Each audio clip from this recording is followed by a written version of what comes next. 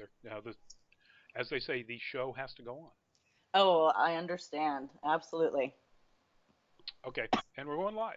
Okay.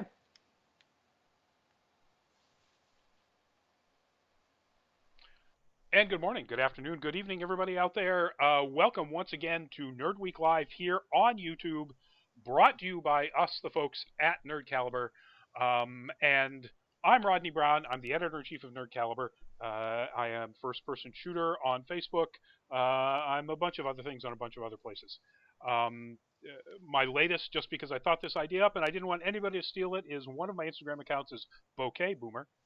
Um, anyway, joining me tonight is our stalwart, one of our, I won't say founding, but certainly, ground floor uh, interviewers, personnel people here at Nerd Caliber. Introduce yourself if you would, please. Hi there. I'm Gogo Incognito. As Rodney said, I've been with Nerd Caliber for quite some time. Absolutely love working with them, and they always have the freshest news, which I cannot wait to get into tonight. There is a topic that Rodney's probably gonna have to be like, okay, we have to move on now. Anyway, I'm Gogo Incognito, and if you remember that name, that's how you find me online, Gogo Incognito. You can find me everywhere doing all sorts of cosplay, burlesque, and fun nerdy stuff. Adrian, welcome to the show. And first, I love it getting to say that. Anyway, the first topic tonight. Do we have anything else? We'll get into plugs at the end of the show. First topic tonight is a follow up from the story that we did last week. And believe it or not, that right there is one of the newest members of the National Congress of Taiwan. Emily, welcome to the show. Waifu, welcome to the show. Um, so that is, I got to look it up because I keep getting her name. Lai Pin Yu. Um, and we reported this last week, she was running for a seat in New Taipei City's 12th district for the National Congress of Taiwan. And she was doing her campaigning in cosplay. In fact, in that, what you're looking at right there on the screen, that Asuka from Evangelion, she's done Sailor Mars. She's a cosplayer. Um, she won. She won her seat.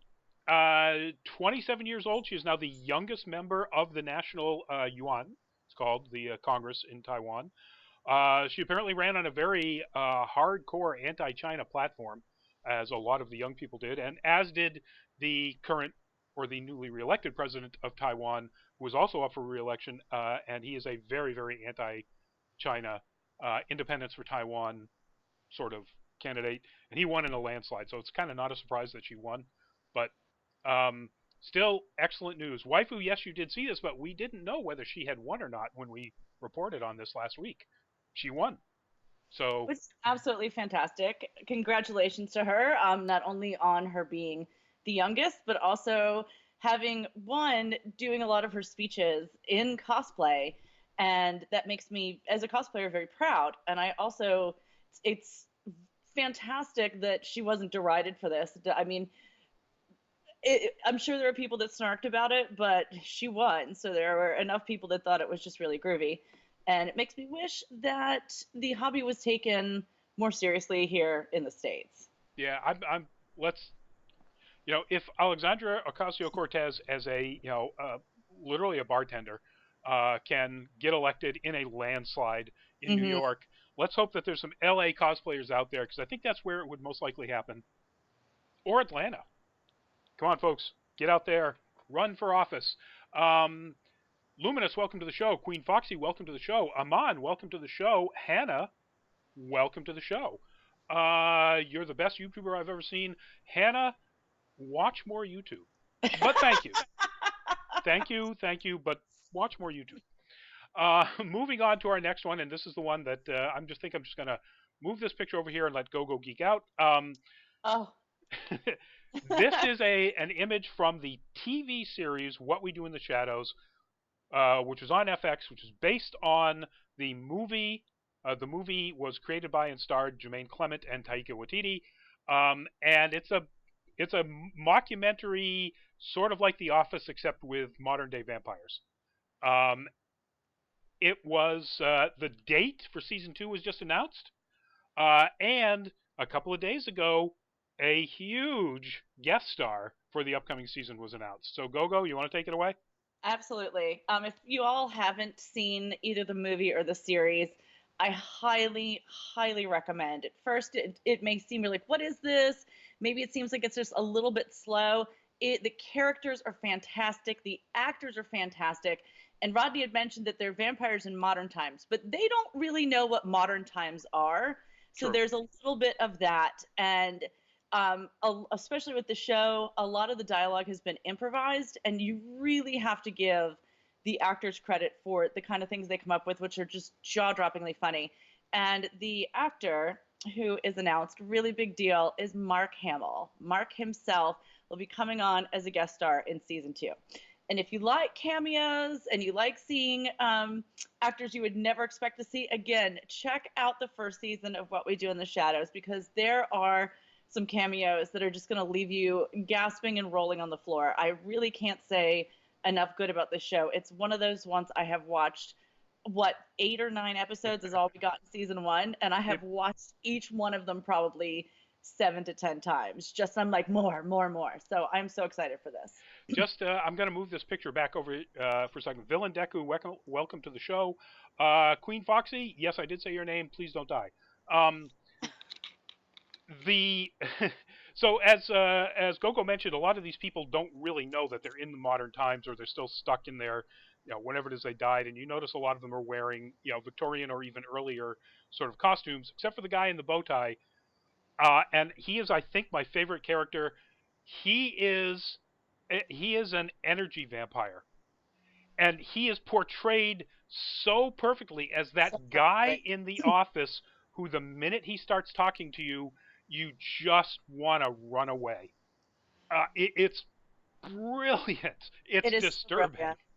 Yeah, it's like the kind of person that there's the saying like sucks all the energy out of the room. He does that, but literally, like he's an energy vampire, and it is, oh my gosh, it is so perfect, and it's so relatable because we all know people like that where you're just like, oh, I don't have the emotional stamina to deal with this person right now, but they get you, they get you. So we didn't mention the news is that the date of season 2, the return, is April 15th, 2020, just before my birthday. So happy birthday to me. Yeah, And I am not old enough to have that many candles on my cake. I am not an immortal vampire.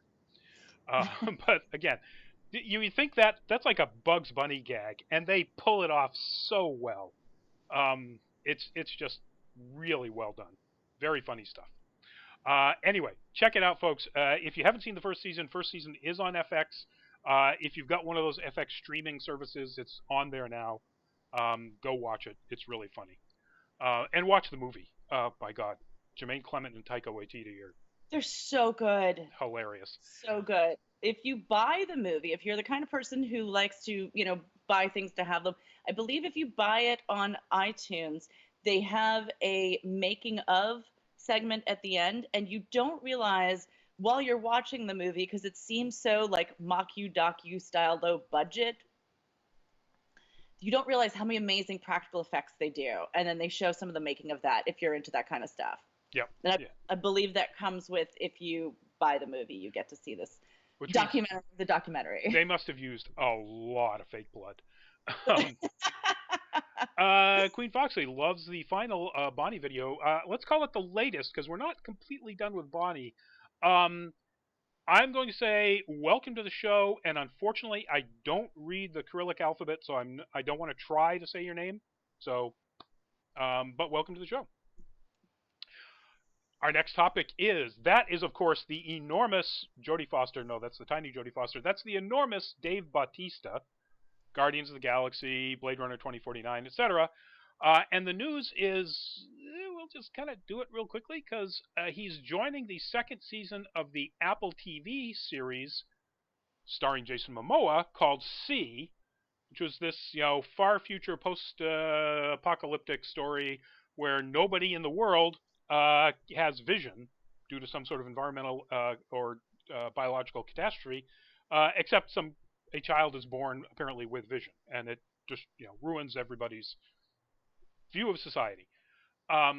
No word on who Batista is playing, but they say playing opposite Momoa. kind of implies to me that bad guy or antagonist anyway. And that's it. I mean, even all of us nerds at Nerd Caliber, I polled the team, and nobody has seen this. I don't know anybody who has Apple TV. If anybody in the chat has seen, well, one has Apple TV, or two has seen C. Boy, that's hard to say without sounding like an idiot. Um, then please tell us. Let us know if you've seen it, what it's like, what you think about it. Meh. I didn't even know that it was a thing. I have an Apple TV like device, and it is forever trying to sign me up to the streaming service Apple TV. It is always doing that, but I didn't even know what the show was about. I mean, it actually sounds pretty interesting, and I think Dave Bautista, I think besides being really, really, really fun, I think he's actually got some excellent acting and comedic chops. Yep. So, I mean, Jason Momoa, super pretty to look at. Really wouldn't kick him out of bed, but I'm not here to. I don't want to disparage him, but I don't see him winning any Academy Awards. So Queen Foxy C, as in see with your eyes, is a show on the streaming service version of Apple TV, starring Jason Momoa, and like I said, it's far future science fiction-y. Societies collapse. They all ride around on horses and swing weapons that I'm not really sure how they make if they can't see them. But anyway, it looks interesting. And so yeah, season 2, Dave Bautista's going to be in it.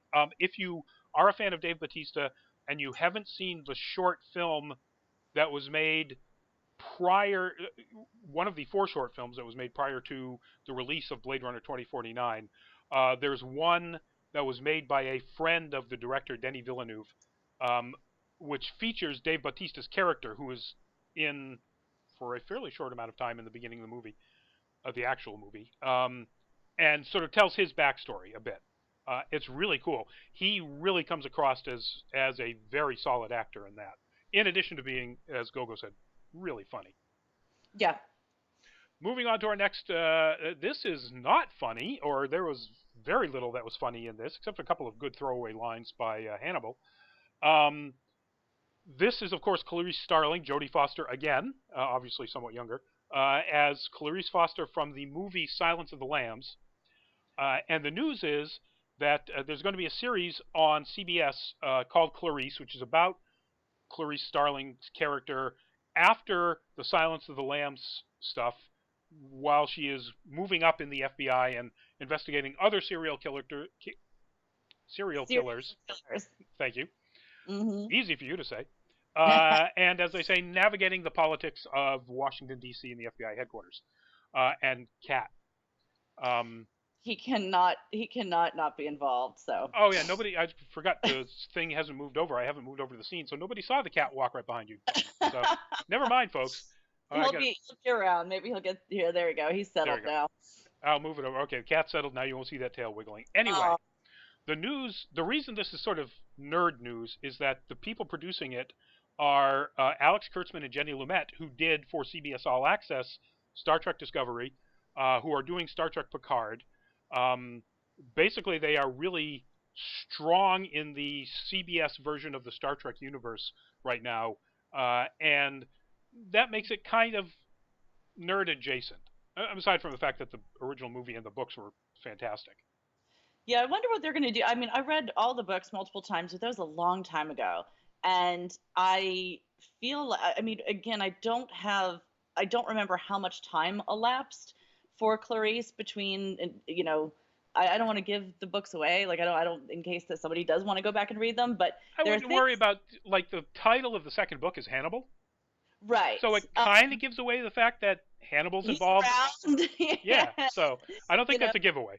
Yeah, he's around a lot, and I mean, unless we're going to see him pop up a fair bit in this series, then I guess they would have to take away from the books and kind of stretch out time like they did with the Clone Wars animation. It's like they gave Anakin like a whole life and they made him so much better, but that's all. So There's that's actually a whole other thing. if you are a fan of YouTube, people out here who are talking about being YouTube fan of videos on YouTubes and YouTubers. Overly sarcastic Productions has I think in this last week, an analysis of the trope of anti-heroes, and she has this brilliant analysis of Anakin as a particular type of anti-hero, and when you add in the Clone Wars stuff, particularly the Clone Wars stuff, everything he does, whether it's heroic in the Clone Wars stuff, clumsy in the prequels, ultimately to being evil, and then really evil in the original trilogy, ultimately to redemptive, all are based on exactly the same character motivation. And it's really a really smart analysis. Go look at it. Overly Sarcastic Productions. That sounds fascinating. I definitely will. It's a wonderful analysis of what an anti-hero is, or if it is even a thing, if it can be possible. And then it really goes in depth into Anakin, so particularly the Clone Wars stuff. So that's really cool. But that aside, I believe what it said is in the article that Hannibal will not be a part of this series. So my guess is it is going to do exactly that. It's going to stretch that time period between end of Silence of the Lambs, because they do say it takes place after that, and Yeah. before the events of Hannibal, which in Well, the books I don't think was more than a handful of years, but I remember that it was because she was still basically a young woman when Hannibal comes back around, and she's not even middle age, I think, when the series but ends. her boss I think had been made AD, assistant director, I think you're and right. yeah, so and in that, and then I think there's a third one, right? He is definitely assistant director in that. So yeah, so let's say it's like 3 or 4 years. Yeah, so she's not much older than that, but they can stretch. I mean, you look at something like CSI, and there's literally a serial killer every week in Las Vegas. So, so I'm sure they can do it. Yeah. But that was way more than I wanted to talk about Clarice, even though I like Clarice Starling as a character. Um, However, these two I definitely want to talk about. Um, the news is we talked about this before that, and I've been harping on this, that they needed to give Tyler Hoechlin his own Superman series on CW. He is the Superman in the Supergirl series, and he is amazing. He is the best Superman, literally the best Superman since I think Christopher Reeve. Ooh. Taking nothing away from Brandon Routh, who was okay. Um, uh, and certainly Henry Cavill, who didn't, that's not his fault. That's script and I know. director. Poor. I couldn't make it through it.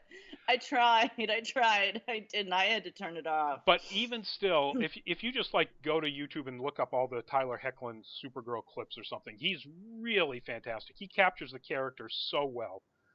Um, and they announced a while back that they were going to work on a pilot and potentially make a Superman and Lois series with him and Elizabeth Tulloch, the woman in the image, who plays Lois Lane in the Supergirl series, who literally up until this article and in fact still in some articles, is identified as Bitsy Tulloch. Apparently the nickname she's had that she's been using as an actress forever. And Wasn't she in Grimm? yes, yes, Yeah. yep. Okay. Um, but anyway, they are going to be. It's been given the green light. They are definitely going to go ahead with a CW series um, of Superman and Lois with Tyler Hoechlin and Elizabeth Tulloch. And I'm looking. I don't see a date because they just gave the okay. It will be a 13 episodes. Um, Oh no, that's sorry, my bad. I'm misreading this. This article mentions that they've already, and we talked about them getting a renewal for the Flash and Black Lightning and all of those stuff. All of those have been, all 13 of those series have been renewed. So that's where I get the 13. But yeah, we don't know exactly when this is going to happen, but I am really looking forward to it because he is so good. I know nothing about him, but I value your opinion. I'm sure he's awesome. Check him out. Um, Next piece of news is that's a map, folks. If you're a fan of Lord of the Rings or The Hobbit or Middle Earth of any kind, you recognize that as, of course, Middle Earth. If you're a super nerd, you'll recognize the names indicate that's Middle Earth prior to all of the happenings of The Lord of the Rings and The Hobbit. Um, and the news is, as we've talked about before, Amazon is making a Lord of the Rings series set at the time when, apparently set at the time um, when Sauron makes all of the rings for elves, men, dwarves, and the One Ring, tricking everybody involved in the process. And it's don't want to give too much away, but it's Sauron. You figure he's going to be tricking people. The news is that they've named pretty much the entire cast. They apparently still have a few things to uh, to nail down, but they haven't named who they're playing. But if you go to the article on Deadline.com, look up Lord of the Rings, you can see an actual uh, carousel of images of all of these young actors. There's like two I recognize, and even then I couldn't say why I recognize them. Um, but actually, that's not true. One of them I recognize because he was Benjen Stark from Game of Thrones. But the news is they start filming next month. And if they start filming next month, that means that we are going to see this thing probably in 2021. I doubt very much that they'll have it in 2020. There's undoubtedly going to be a ton of post-production. Mm-hmm. But I'll take 2021. I can't wait to see this. Amazon is reportedly dumping a ton of money in it. They want it to be their Game of Thrones, so while I Yeah, doubt that it'll be quite as booby filled as Game of Thrones was, that's okay. I it's mean, okay. I like boobies. I like them very much. Um, but there was that running joke about like the CEO of Tits and Ass over at um, HBO making sure that there was gratuitous nudity. This is the thing, is like there was anyway. For some people, it may be a bad thing that they don't get to see as many boobies, but it may be really refreshing to then see them at when we should see them. Exactly. I was gonna say if you want, high fantasy that has boobies, it's not Game of Thrones. Go watch The Witcher. Yes. So, um, which I would recommend go watch anyway. It works in some ways very well. It really doesn't work in some ways horribly, but overall, it's an okay series. Uh, I've been so confused trying to watch it.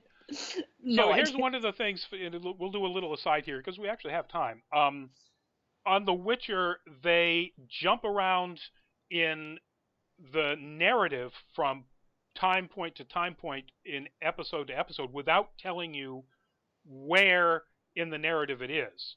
So there isn't like, 20 years earlier or a few weeks later or anything like that. You have to kind of figure it out by about episode 6. You'll get enough of the structure of what's been happening to who to know that when they come in, it's like, oh, all right, that's not quite near the end of what we've most recently seen, so it must be somewhere in here. So we've got somebody else's story to fill in. And they do fill in somebody else's story like that. It pays off narratively really well at the end. At the last episode, you finally figure out what they were doing with all of these, weaving you through the timelines narratively. Um, and that works. As an emotional structure, that works. Um, the other problems with the series are, the CG, the practical special effects and CG are weak, way weak for the kind of money that was spent on this. It's really sad. And the humor is awful, just awful. Um, there's a point where one character, the if you've seen it, Jaskier or Dandelion if you played the game, or Buttercup if you read the Polish.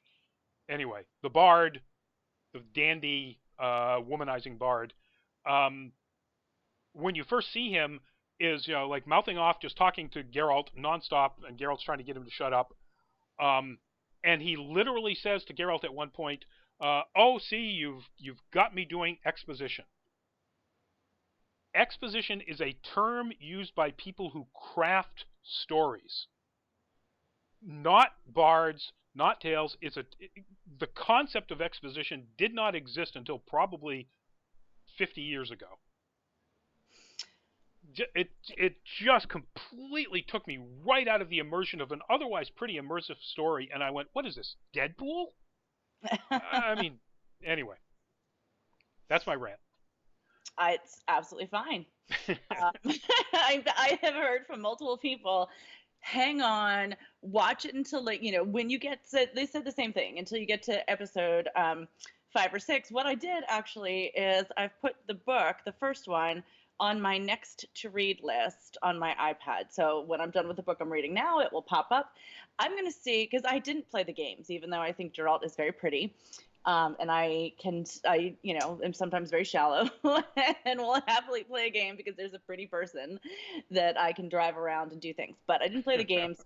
I was excited for the show. I think what I'm going to do is read the book and then go back to the show, or read some of the books and then go back to the show. See if it makes more sense that way. So that's wonderful. I haven't read the books either. What happens in this series is based on two side novellas that explain a lot of backstory for various characters. So if you read the first book or even any of the full books, if they don't have those two side novellas, you're not going to get this story. So, they're making it real hard for They're making it real hard for you. Yeah. They're making sorry. But as you say, it pays off if you have patience, which I did not, but I will, because there's been other stuff I've wanted to watch that I'm like, I will get back to this, and I will. Because I also feel really out of the loop, because I don't know the Toss a Coin to Your Witcher song, and I'm seeing all these memes, and I haven't heard the song yet, and I'm like, okay, I feel like I've missed out on some kind of nerd phenomenon here. It's almost as earworm, mind-chewing annoying as the 1-800-CARS-FOR-KIDS jingle. It just, once you get it into your head, you want to take a drill to get it out. It's oh. Oh my god, cross-pollinating nerddom stuff. If any of you watch The Good Place, do you know what I'm going to say? Nope, I haven't watched it. I watched the first couple episodes and it didn't grab me for some reason. Okay, it's one of my favorites, but in hell, or in The Bad Place, that 1-877-CARS-FOR-KIDS is their rallying fight song, because it is that bad. Anyway, love it. We've gotten way off topic, and please pardon my wanderings and ramblings. That's okay. Moving on to our next topic. This trailer dropped just this past couple of days. That is an image from the trailer for the upcoming Netflix series Locke and Key, which is based on a series of graphic novels by Joe Hill and Gabriel Rodriguez. That basically it came out right around the same time as Umbrella Academy, and it has kind of a little bit of the same narrative structure. A whole bunch of kids who come back to their parents' abandoned mansion and discover all sorts of weird stuff going on. In this case, the mansion is filled with rooms that are locked, and there are special keys that match each keyhole in each one of the rooms, and each room opens up basically a story, but it opens up, like a portal to another world, or invites in something horrible, or things like that. I like the premise. I think it looks interesting. I don't know the graphic novel. I do think it looks interesting. I mean, it's not necessarily original, but that doesn't mean it can't be done well. Everything old is new again. I mean, we have another, like was thinking with the Superman thing too, which how just enduring the characters, and how like fascinating and awesome there have been a Superman kind of for every generation. It's true. This is true. That is very cool. It's not a terribly new story, but in the graphic novel, it's dealt with very well as a kind of Lovecraftian horror tale in a comic book form, a graphic novel form. And in fact, the town is called Lovecraft, Massachusetts. little on the nose there. little on the nose. It is actually based entirely on the island community of Nahant, which is about 3.5 miles that way from where I'm sitting. Um, When you said that to me before, you were being literal. I'm being literal. Oh, I okay. have sailed on my then editor's sailboat out of the wharf that you can see if you're looking at the map in the very first issue, or the sort of aerial photograph drawing of the island. That's on the southern, or to your view, left side of the island. Um, I know Nahant really well, and that's a complete aside. The look of the landscape that they're in the trailer, so much as I can see of it, isn't quite like that. But then again, they do a lot of messing around with it in the graphic novel as well. Like the entire Atlantic Ocean side of it is the Locke House compound, and there are an awful lot of people, including the former head of the Boston Italian crime family, whose house was right out at the point there, who would be very upset to know that their houses were gone for this enormous compound. Um, but anyway, the trailer, in my mind, is not capturing what the graphic novel did. If you look at the trailer, it comes across, particularly with the music. The music is really Harry Potter. I mean, it's this jingly light. This should be like jump scares and horror, and it's more like the scenes in Harry Potter where you see Dementors or things like that. It's like, ooh, that's a little scary, with still Harry Potter-like music. Um, it comes across as sort of like the Goosebumps version of Lock and Key. Um, Well, what is that their target? Well, I mean, what you're saying is the graphic novel isn't like that at all, the but maybe graphic their novel is target not like that at all. audience It is looks that like in this tweens. trailer, yeah, Okay. it looks like they toned it down a lot. Um, whether or not that's what Netflix was going for, I mean, they certainly didn't tone down The Witcher at all. Erica, welcome to the show. 22J. Sure, whatever that means. Um, it's probably some sort of meme type thing that somebody my age doesn't get, but that's okay. Yeah, it looks like they toned down the horror aspects of it. They toned down maybe the violence aspects of it.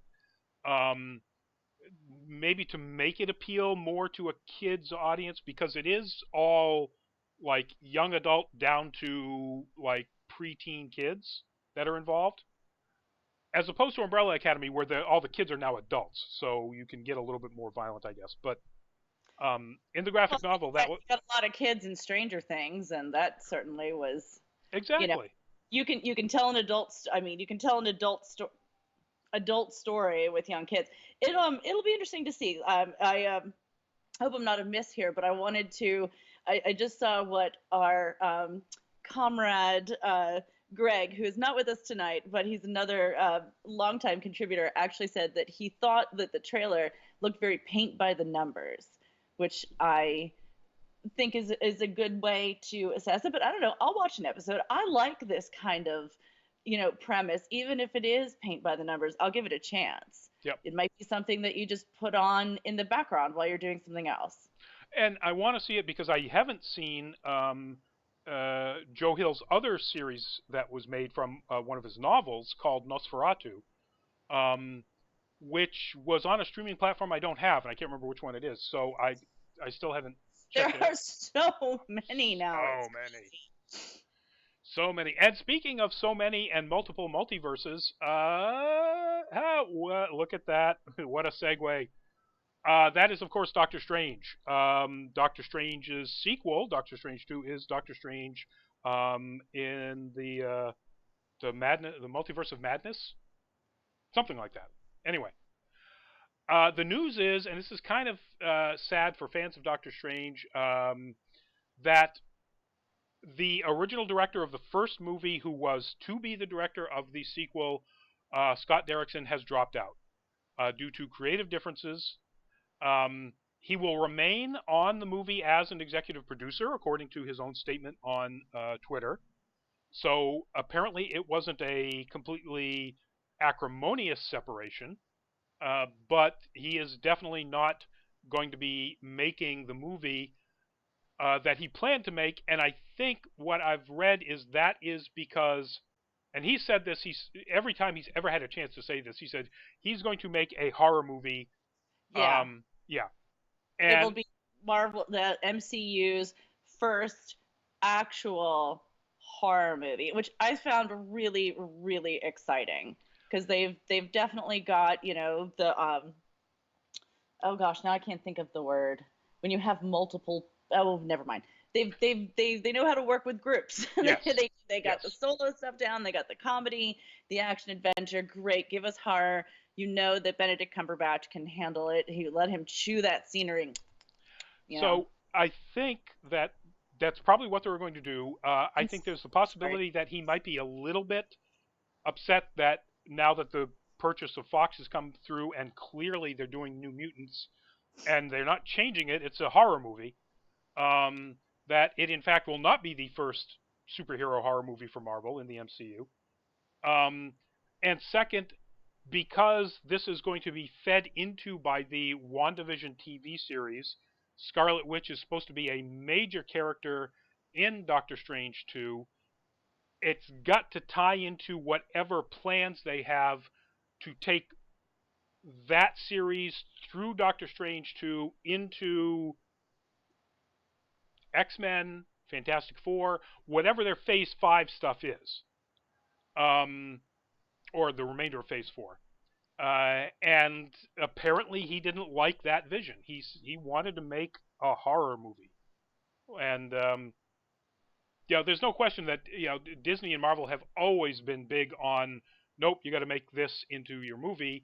Sometimes people are fine with it. Sometimes they're not, and you get Joss Whedon's Age of Ultron, Ugh. where it's like, oh, you've got to weave in, Thor discovering information about the Infinity Stones. I don't want to bother weaving it in. We'll just take Thor out of the movie completely, and we'll have this one little scene where he goes into a pool and has visions. Like, okay, thanks, Joss, for working hard. Anyway, most directors that they work with are fine with that. That might have been one of the reasons why Edgar Wright left Ant-Man. I mean, there may have been it needed to connect into the MCU more than he thought it was supposed to, and you know, he said no. Um, I'm still fine with what we got out of Ant-Man, although, Are God, you talking the first one or the second one? first one, second one was meh. I liked it, but I really, really like Paul Rudd as Ant-Man, so I uh, he makes that movie. Uh, much better than it necessarily has any right to be. um, all of the primary leads I really like. I really like Michael Douglas's Hank Pym. The fact that they've made him like the older Hank Pym. He is kind of a grumpy, crotchety. I mean, granted, he isn't a wife abuser like he is in the comic, but it's okay. You got to tone it down a little bit. Um, but I really like that. Evangeline Lilly as Hope is good. We haven't seen anything really of Michelle Pfeiffer, but what she was for the very small amount she was in number two, she was fine. Uh, but the villains of that second one are just why. They're particularly one of my absolute favorite actors in the world, Walt Goggins, as that arms dealer who was trying to buy the tech. Walt Goggins was wasted. He is such a good villain who can do such complex characters. That was just a complete waste of well, you got a paycheck, so I guess it wasn't a waste. Moving on to complete wastes. You are hitting the segues tonight. I am on. It must be all the caffeine in this Diet Coke. So that is, of course, an image from the trailer for Morbius, the new Sony movie set in the Spider-Man universe that is just dropped the other day. Jared Leto plays Michael Morbius, the geneticist with a debilitating and ultimately fatal blood condition who experiments with bats and stuff and turns himself into a essentially a vampire, even though he's not like a magical vampire. Um, uh, he is a basically a mutant. Well, he's a mutant because he doesn't have a mutant gene. He is a mutated human. Um, But that's what he looks like when he's in, full on vampire form. That's Morbius, the living vampire, as he's called in Spider-Man 140 something. Uh, when he first appeared, um, which is a yeah, anyway. I was going to go into why it's a great bridge article from a Doc Ock story and a the Lizard story, Dr. Connors, and then it. But if you're a kid, like I was in the '70s, and these were very science research problems stories, that whole arc that led up to the whole Michael Morbius creation or Morbius creation, they were just awesome. We'll leave it at that. Go look at them. But then they cast Leto, you know, and Leto has problems. I'm not going to go into them in detail. If you want to look them up, look up Jared Leto, Suicide Squad. They'll go into why he basically, adopted the Joker's personality while he was in that movie and did horrible, horrible things to his co-stars. Um, Not on screen, off screen. Uh, behind behind the scenes and person to person. And yeah, if you want to I mean, there's multiple reasons, which Rodney and I were talking about before we logged on tonight. There's multiple reasons to not support, like, just straight up be like, I'm not giving my money to this, to a movie that's going to cast this, this person. There are moral issues. There are, like, again, there's the way he's acted in the past. And Rodney, I'm going to remind you of the really wise thing that you said, which was, why again is Marvel giving him the ability to then get into that, like, method acting thing that he does and become a monster. And I saw that Matt Smith is in the movie, and I really, really, really want to see Matt Smith succeed after Doctor Who, because he was so wonderful. I mean, we all have our opinions about different doctors, but then, I expected so much from him, and I was looking forward to seeing him in so many different roles, and he kind of hasn't had that upward trajectory or even kept. So it's like, I want to support someone who I really like, but, like, I don't want to give any money to a Jared Leto movie. yeah, it's gonna sink like a stone. Well, then again, we said that about Venom. Venom doesn't have the issues that the lead act. Everybody loves Tom Hardy. So there's a bit of a difference there, but Venom made $1 billion, even though it got like 50% from critics on Rotten Tomatoes. So just Yeah, like Luminous, I don't even know if it got that much. so Luminous says, down with Morbius. It's amazing how how bad Sony is at making Marvel movies. The trailer was so tedious. Um, Here's an aside about trailers, and I mentioned this last week about the New Mutants trailer. So Fox had the New Mutants. It's been in a can being reworked for 2.5 years. It was supposed to be released back in 2018. Um, and they put out 2 trailers prior to this. The latest trailer that Marvel put out with Marvel stamp all over it. There isn't a Fox thing anywhere because Disney said, here, you have all the superhero stuff, Marvel. Play with it. And I don't know who Marvel hires to do their trailers, but this trailer works. The New Mutants trailer. You get to see who the characters are. Yep, they're the characters from the comic. You get to see, even though it's clearly still a horror movie, that they have powers and they use them. You get to see how their powers compare to their comic book versions. So, yep, they have powers. It's so much better a trailer than anything Fox had done. And Sony, I think, is the same way with their trailers to superhero movies. I don't think they know how to do this stuff at all. The Venom trailer looked awful. You remember that first trailer where they hadn't fixed the eyes?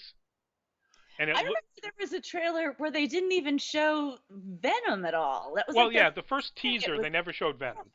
Like, okay, well, show us the monster. Like, that we're like, okay, great, it's Tom Hardy, but we want to see Venom.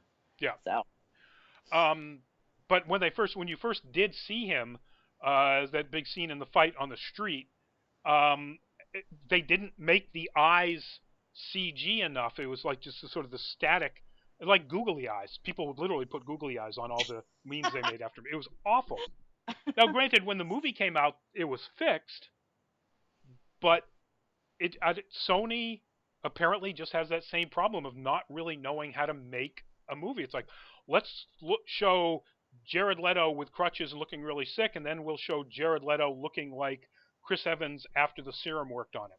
I'm like, all right, well, they did that with Spider-Man and the radioactive spider. They did it with Captain America. It's been done. We don't need to know that you pay Jared Leto a lot to eat chicken and work out.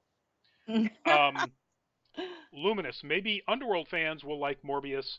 I also found Underworld very tedious. So Luminous, I like the character of Morbius in the comics. Apparently you don't.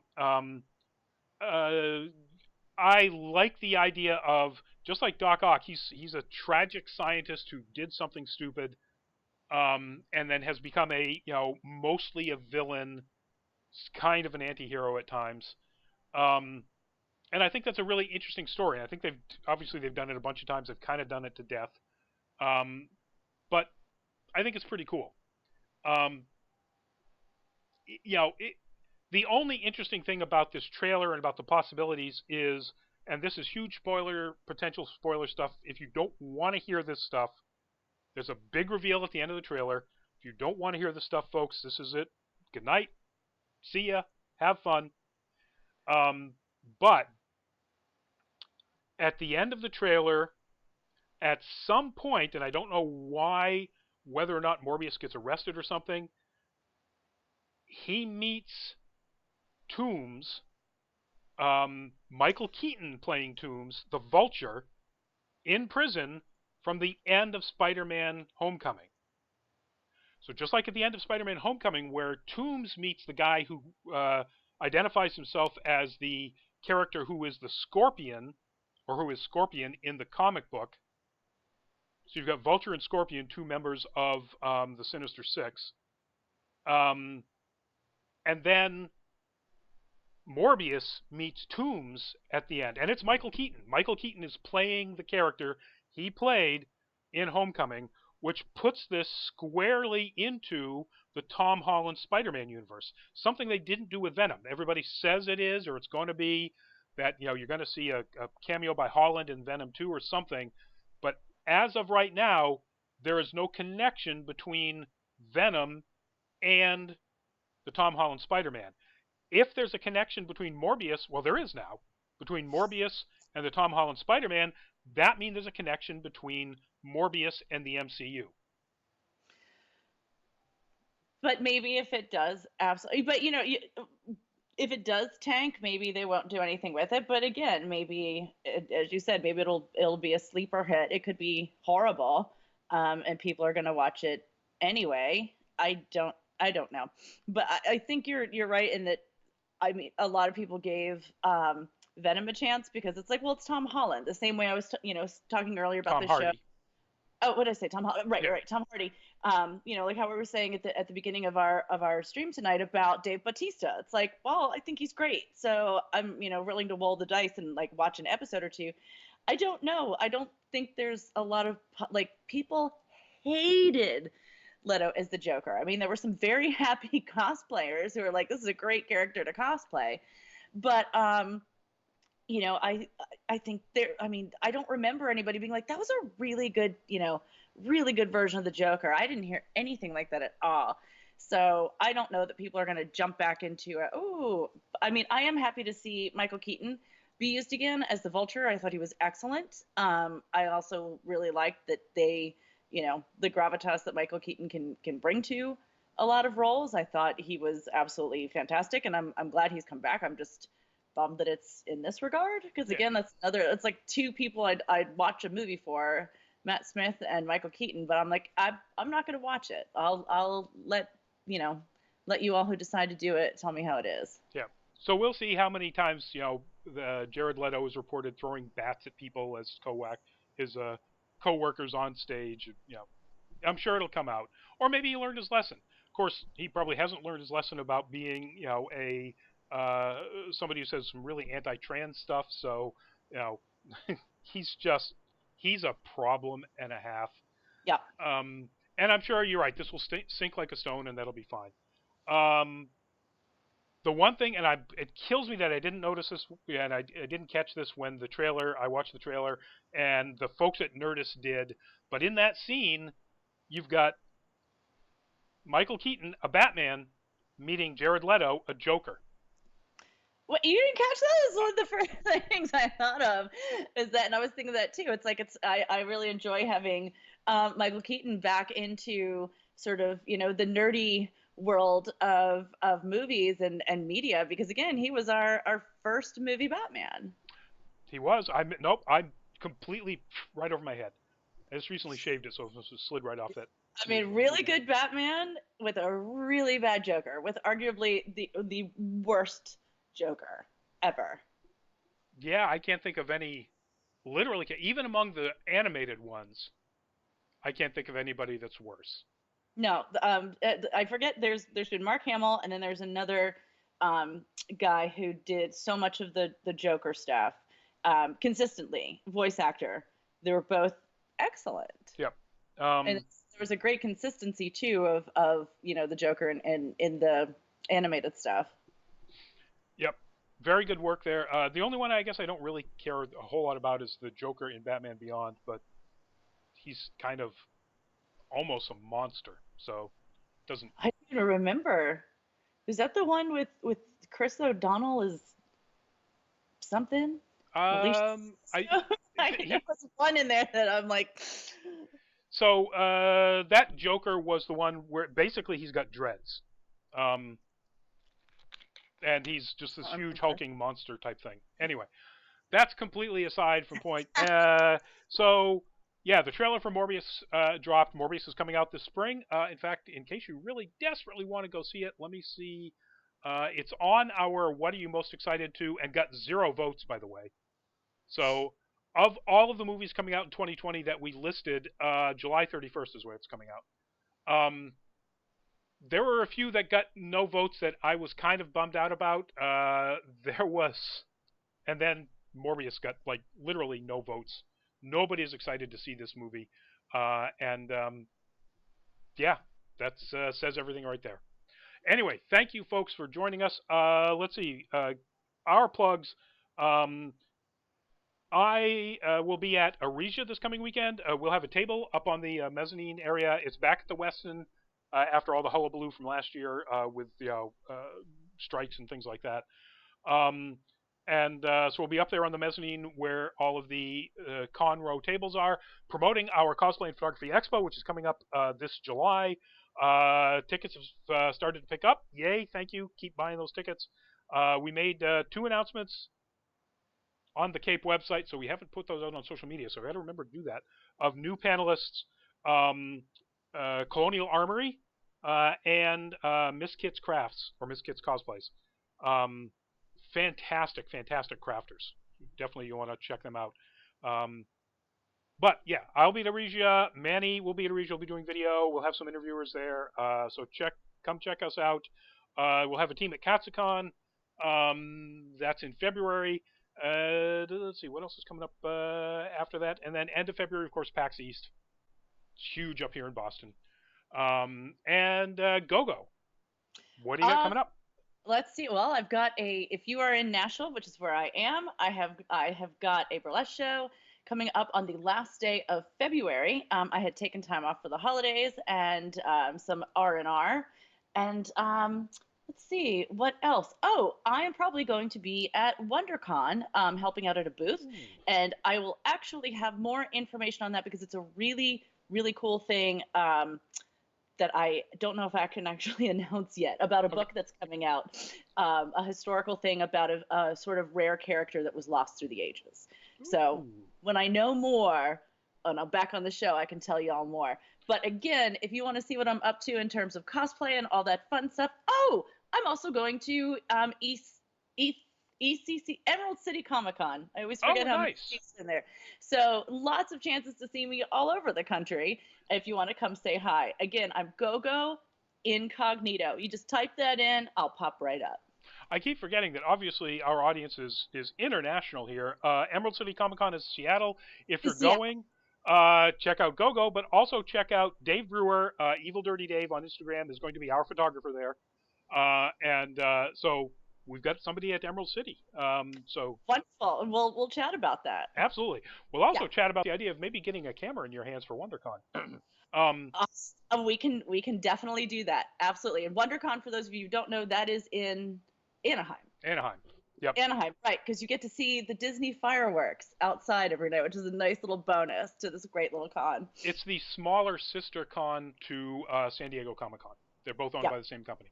Luminous bought his Cape ticket already. Thank you, Luminous. Excellent.